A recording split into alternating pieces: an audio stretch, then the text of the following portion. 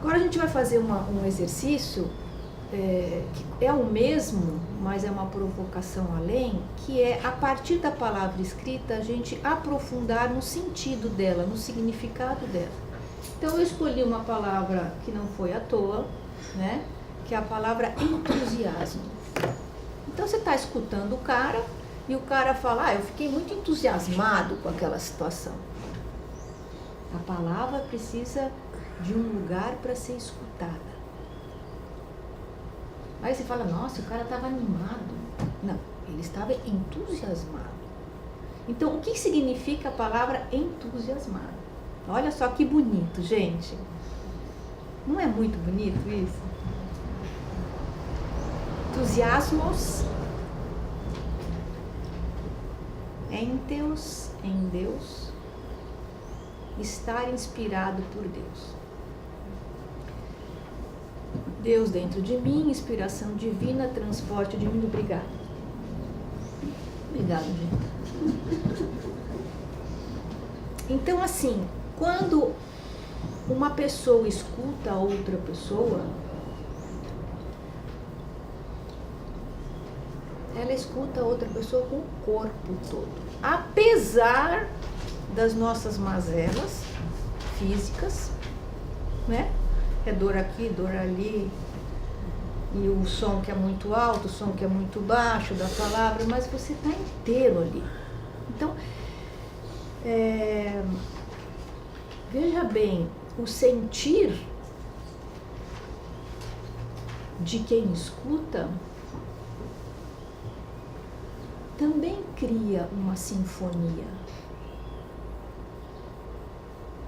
E essa sinfonia se comunica com a sinfonia do outro, não é? Então, eu gosto muito de pegar as palavras que os meus queridos atendidos falam e eu vou pesquisar. Eu não vou, se cobrar tempo, a gente vai colocar para vocês a do colchão castor.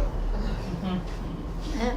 Eu atendo um rapaz que mora num lugar, na Aldeia da Esperança, e ele frequentou muito tempo a Casa do Todos e hoje ele mora lá e ele vem cada 15 dias para uma sessão individual e ele traz as questões dele lá onde ele mora. E uma questão que ele trouxe o semestre passado foi que ele estava indignado porque o colchão dele era muito ruim e ele precisava de um colchão castor. E ele falou horas sobre o colchão castor. Vocês querem ouvir? Eu não ouvi. Sim. Porque eu posso não pôr. Eu pensei em botar num momento ou outro, mas eu acho que cabe, né, Valdemar? Eu até levei pro seminário da gente. Como é bonito esse exercício. Acho que eu ponho aqui, né? Não sei se vocês podem ouvir. Quem já escutou, escute pela primeira vez. Né? Porque isso também tem um exercício clínico da gente, com a gente mesmo, fazer inédito aquilo sempre. Né? Deixa eu ver, eu acho que o primeiro... Eu não vou colocar porque nós temos aqui 45 minutos de colchão castor. Então eu vou colocar 1 minuto e 59. E o colchão da casa dela é bom? Não tem marca, porque igual a minha não tem marca, então não sabe qual colchão. Então tem que comprar um colchão castor, porque comprar outra chama colchão castor. Colchão castor. É sonho de colchão. Um sonho de colchão. E um sonho de colchão é bom ou é ruim? É bom, é o melhor de todos que tem aqui no país inteiro. Mas um sonho de colchão é o que você tem ou o que ela tem? Que a gente não tem, mas que a gente deveria ter. Porque vocês não têm um colchão castor. Só que aquele colchão não tem marca. A gente deveria ter precisar comprar um colchão castor. Senão tem que vender essa cama que não tem colchão. Mas você sonha? A gente sonha quando tem colchão castor. Em todos esses anos que você não tem o colchão castor, você não tem sonhado? Devia ter colchão castor. Porque eu estou pagando esse colchão castor e ninguém.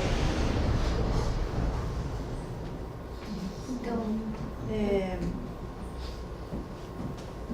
o Carlos Eduardo pediu para a gente fazer essas gravações, porque ele quis mandar essas gravações. Ele é super tecnológico e ele quis mandar essas gravações para a família, né?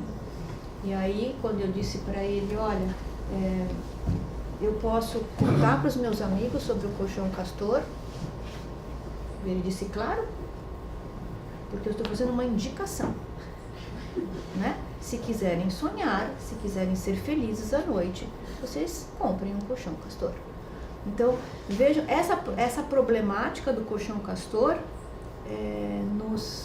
com muito entusiasmo, né? Porque ele estava entusiasmado sobre isso, né? E eu também fui pesquisar o colchão castor, né? Porque eu precisava ter recurso. Eu não tinha recurso, eu nem sabia que isso existia, né? Fofinho demais, né? E essa questão nos levou para a pesquisa de por que ele não sonha. Todos sonhamos, né? Então, após esse caminho todo, ele começou a me trazer sonhos. E ele começou a mandar por WhatsApp muitas mensagens que era assim: sonho que sou um adestrador. Ele é super... a palavra para ele é algo que tem um lugar de muita força. Então ele pesquisou tipos de raça que ele podia ser adestrador de pitbull, de não sei o que. Ele mandava WhatsApps para mim a noite toda, assim, geralmente é à noite que funciona isso, me dizendo, né, como iam ser onde ia estar, quais iam ser as raças, enfim. Isso levou para um mundo, né, que é quem eu sou, o que eu faço no mundo, enfim. Eu recomendo colchões castor. Trouxe uma outra imagem para nos evocar, então, continuando naquele exercício. Vejam que são imagens bem diferentes. Essa é uma imagem da Érica, né? Tem várias muito parecidas, eu escolhi essa, que é uma moça que tem uma desorganização física corporal bastante intensa, uma palavra que não para de sair. Não?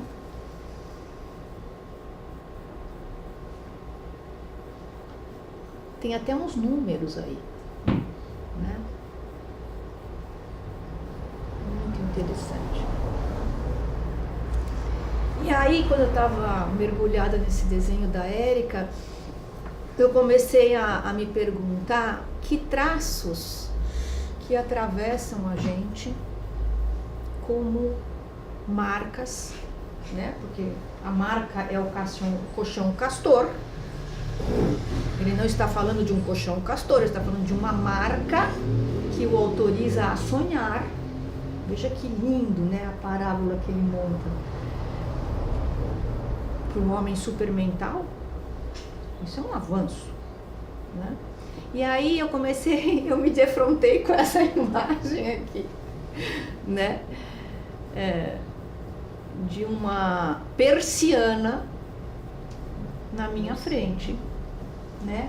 Recortando toda a imagem plena que eu tinha, né?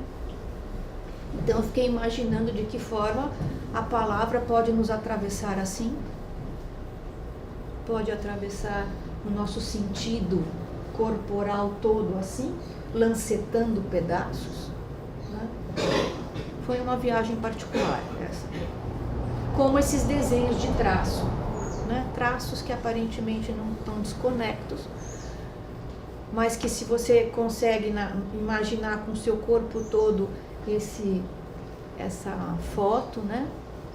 Sem essa persiana, talvez você consiga ver o todo, né? O inteiro. Então aqui é só um exercício de dor que eu trouxe, né? Aí tem um sofrimento. Então, eu fui pesquisar mais profundamente sobre o traço, a palavra como traço. E olha que interessante, remete-se passado como marca, vestígio, rastro, semelhança, traços familiares. Veja que lindo que é você saber o que uma palavra quer dizer, né? Aqui que ela está evocando. Remete-se ao presente como uma linha, contorno de um desenho, de uma imagem.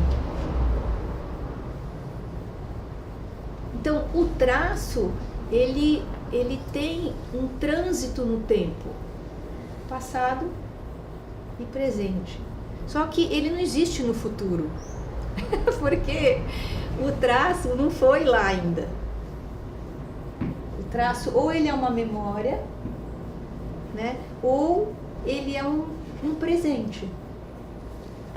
Achei isso também bem interessante. Então, quantas palavras elas não têm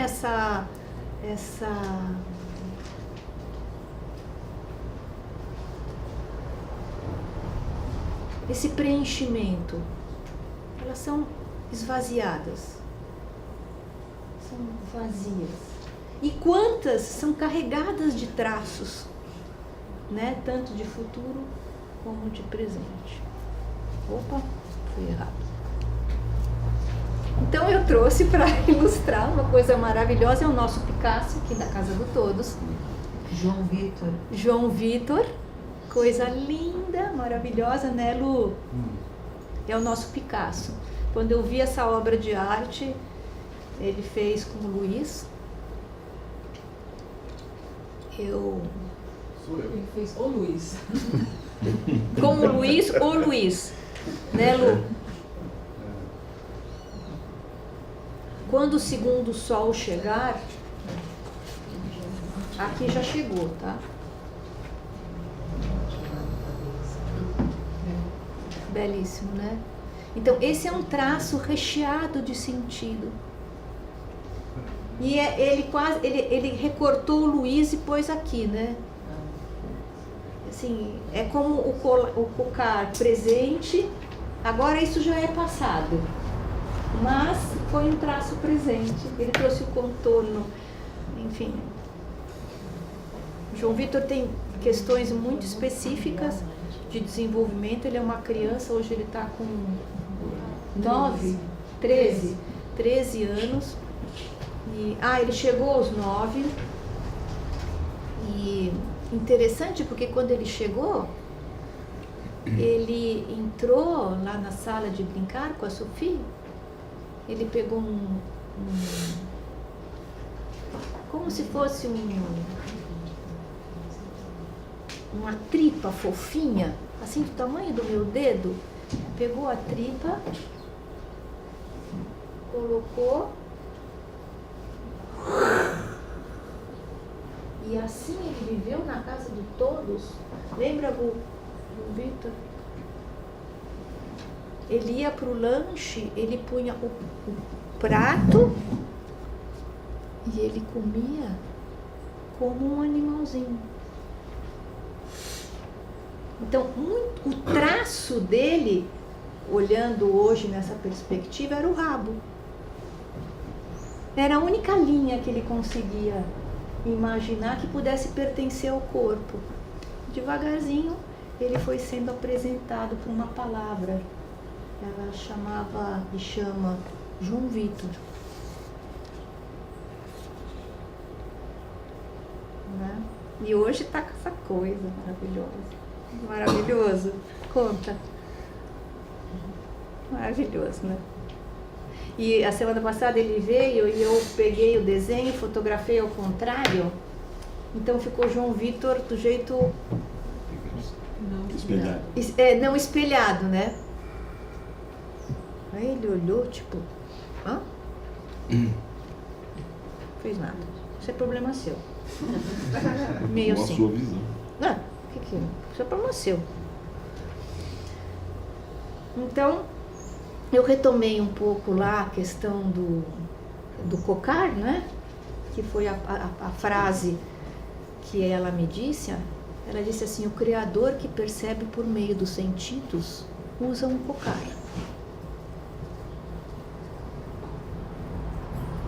Então, um cocar não é para qualquer um, é para quem percebe por meio dos sentidos.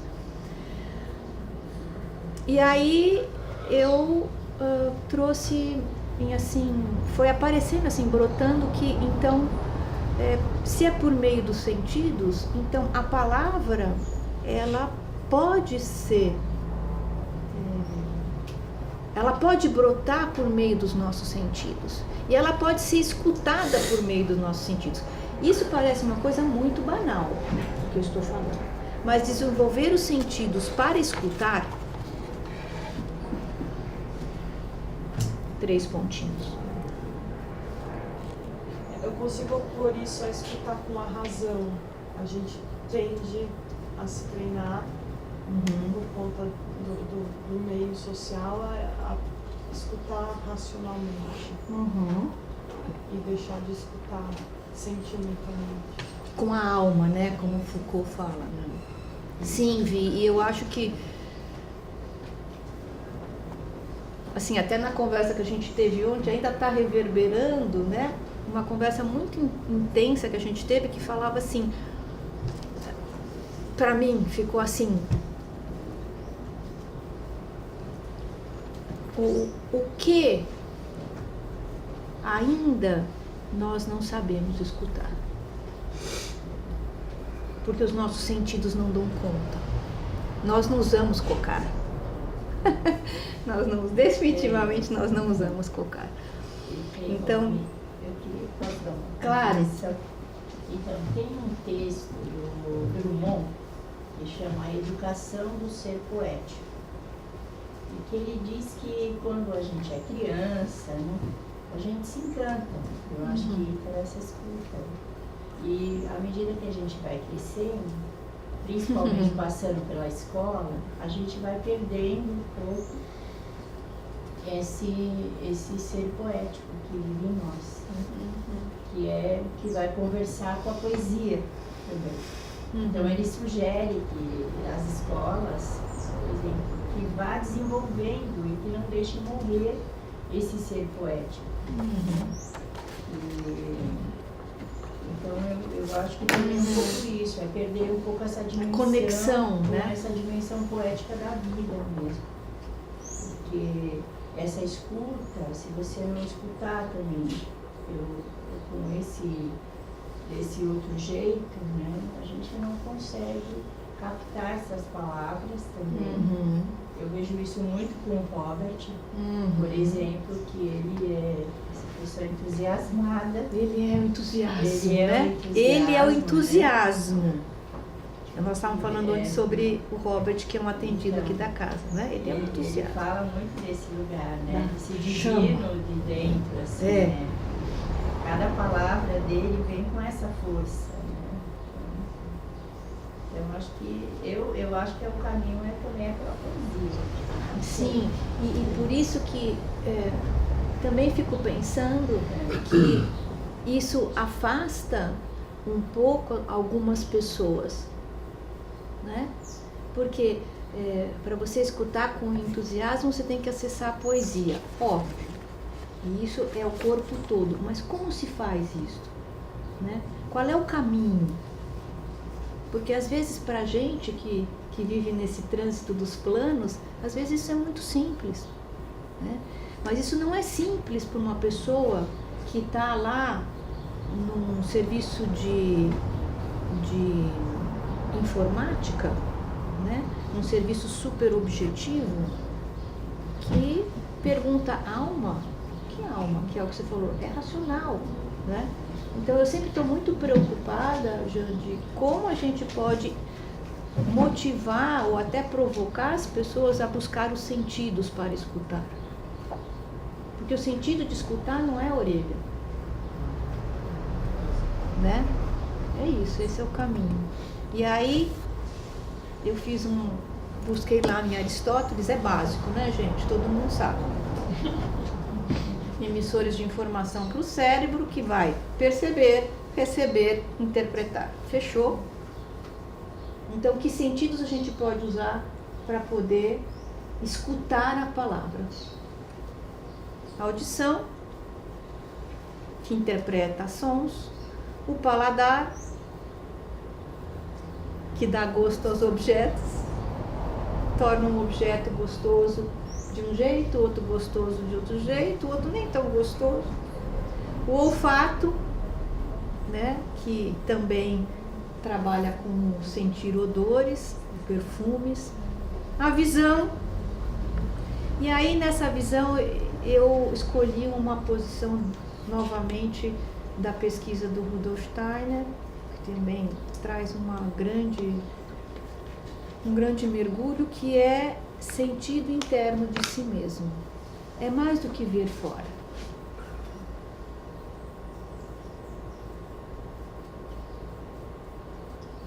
Querido demais, né? Que século foi que ele viveu? Século XIX, 1800. Morreu 20. Imagina falar disso naquela época, né? O tato também, né? Ele diz que o tato, além de estar legal, sentir o mundo exterior, o contato com a pele, ele está ligado à necessidade e à vontade. Achei isso também muito especial. Então, eu vou procurar algo para tocar porque eu senti vontade. Você tá vendo com os olhos, menina? Você tá vendo com a mão? Você precisa da mão pra ver? Nossa, como a gente escutou isso, né? Veja com os olhos, não precisa pegar. Que nada, precisa pegar, porque tem vontade, porque tem gana, né? Muito lindo isso, né? Bem lembrado dessa história. Nossa, boliche, eu fazia tudo. E na hora que eu ia fazer, dava tudo errado. Enfim, aquelas coisas que a gente já viveu. É engraçado mesmo, a gente tem que pegar. Eu cheguei aqui cantando com esses vários cantinhos. E aí tem a luz ali e tem um Copinho. Isso. E eu, nossa, eu estava bem, sabia que era. Mas eu fui lá pegar, e até meio escondido, né? Porque quem vai pegar? Se ele tivesse lá uma. Ai, se alguém tá olhando, né? Proibido mexer. Olhe, mas não mexa, né? Mas eu tinha que pegar. Eu fui lá e peguei o vermelhinho. Nossa, é mesmo. Mas eu sabia que era, mas eu tinha que. Então, isso é tato. Esse é o sentido do tato, né?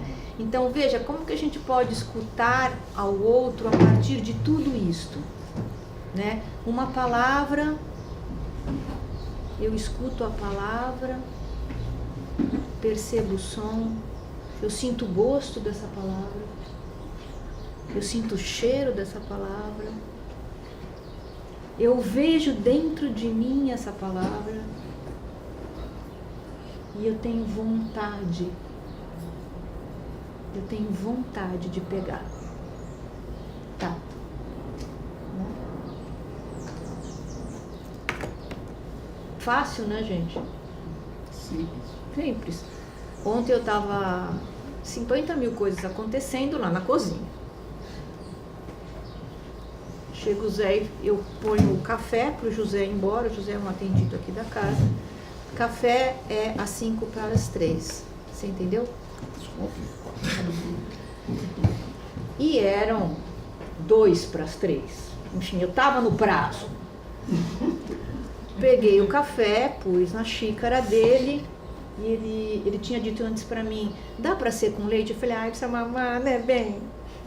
Eu falei, então eu vou fazer o seguinte, eu vou botar uma colher de sopa de leite. Eu não vou botar leite e café, eu vou botar o café e uma colher de sopa de leite. Ok? Ok, fechou.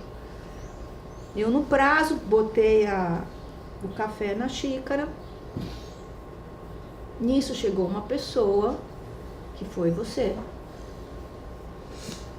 falou algo comigo, que estava falando com a Rosa, e eu comecei a escutar você, né, porque você estava falando um assunto lá importante com a Rosa, no mesmo ambiente, comecei a escutar ela, parei de escutar o Zé.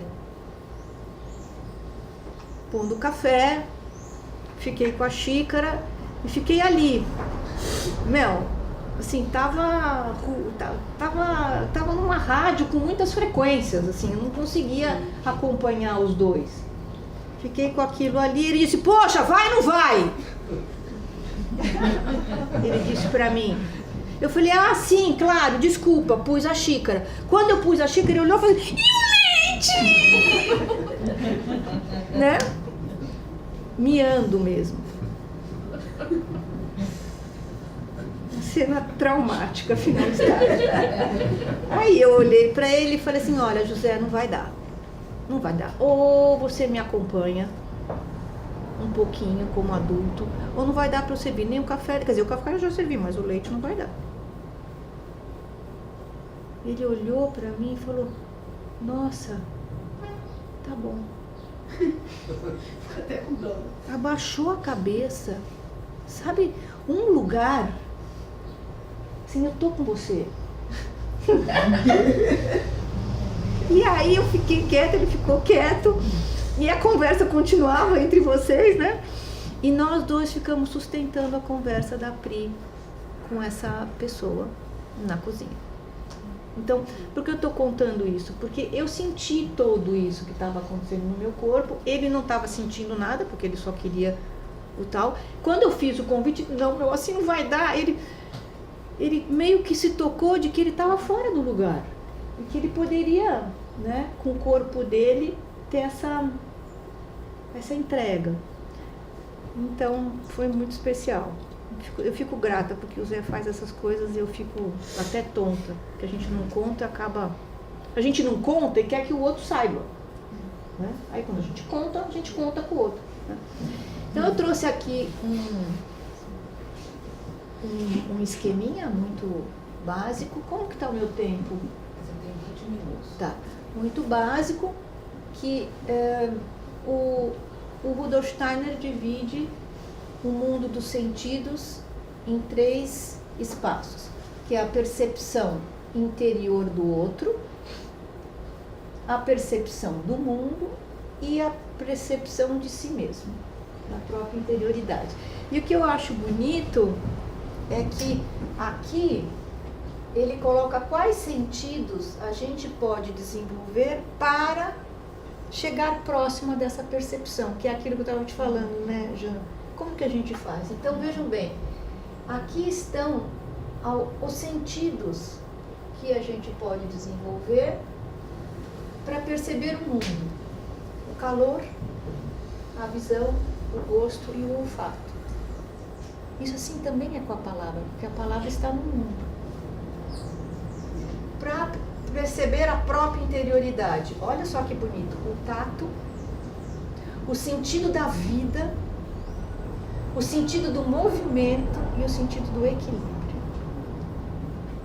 Isso aqui é da minha cabeceira. Tem um quadrinho da minha cabeceira com isso aqui. A percepção da interioridade do outro. Porque o Rudolf Steiner, ele propõe uma coisa que é a percepção do eu alheio. Que é uma maravilha isso, né? Então, para essa percepção do eu alheio, o que você precisa?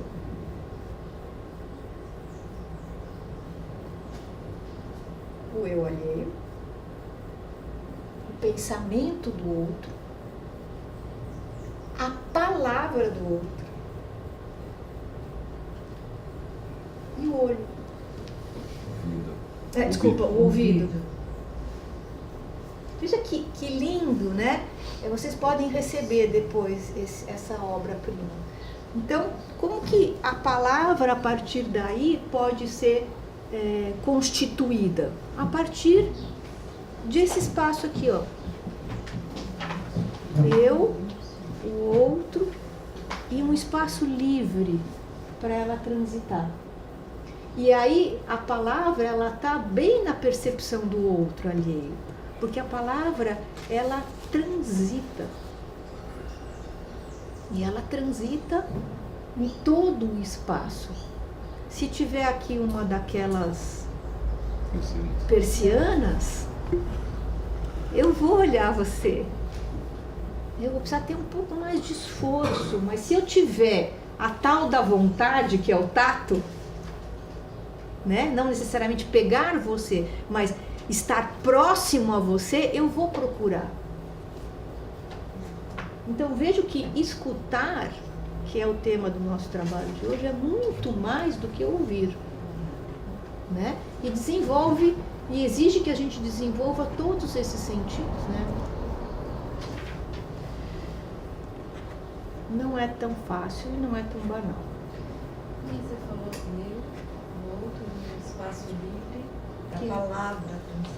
Para o trânsito, né? Da relação. Nós estamos falando nesse caso da palavra, né?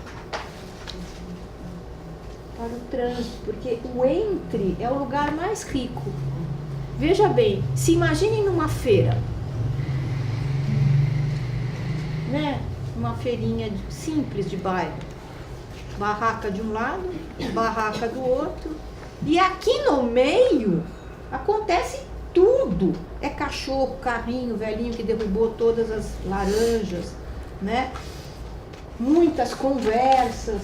É no entre que acontecem as coisas. É no entre que está a sinfonia da palavra e da vida, né? Então depois, Angelita, a gente passa para todas as pessoas esse PPT, tá? Para vocês transformarem e mandarem para o Juvenal. Agora vejam que bonito também esse desenho, não é à toa que é assim, porque aqui tem um entre. Vocês estão vendo o entre? Que é uma maravilha. Então, aqui diz respeito à sua investigação pessoal. Você é uma unidade e a sua investigação pessoal está aqui. Aqui já é o outro.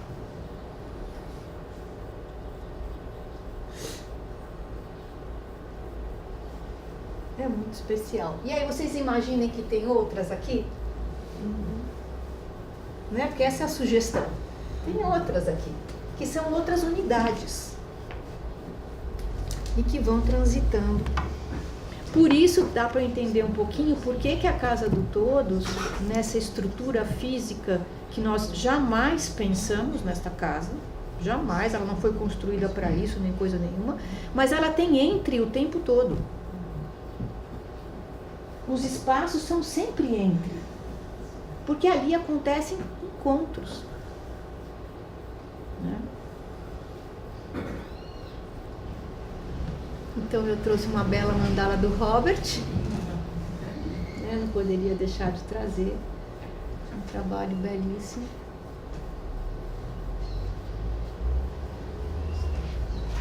Para nos inspirar, qual a palavra que evoca, estamos no mesmo exercício, né?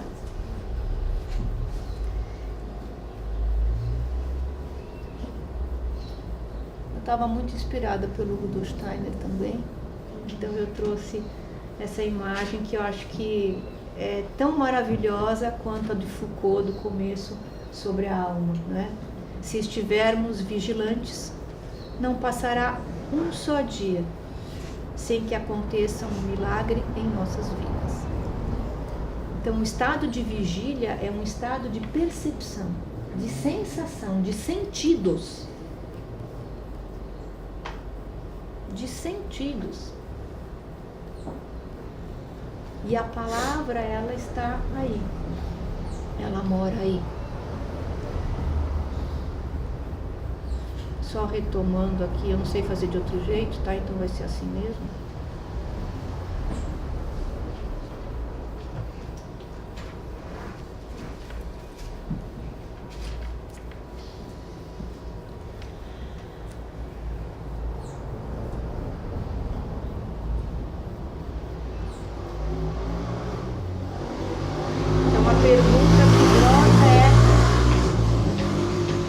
Ela precisa de espaço para ser escutada?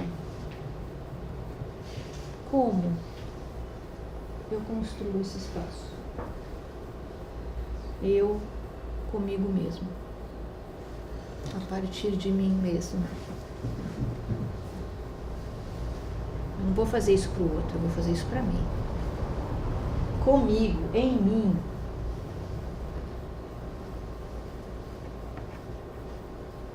Não tem metodologia. Acabou. Não é?